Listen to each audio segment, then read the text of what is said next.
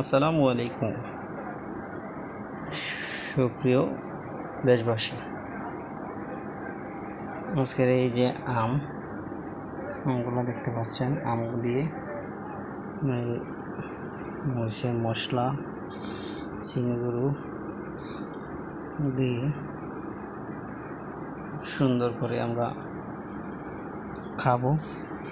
কার না প্রিয় লাগে একটু গরমের ক্লান্তিতে মরিচের গুঁড়ো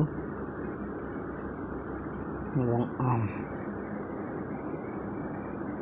আশা করি টেস্ট হবে। আমগুলো চুলাবো, চাক্কু নিয়ে নিছি। তো আমাদের সাথে থাকুন। ভিডিওটি ভালো লাগবে লাইক এবং সাবস্ক্রাইব করে রাখবেন। একটা লাইক শেয়ার দেবেন। মরিচ দিয়ে আম দিয়ে খাবো। তো আমটা এখনই চুলাবো। ওই যে আমটা কি সুন্দর বড় আম, গাছের আম।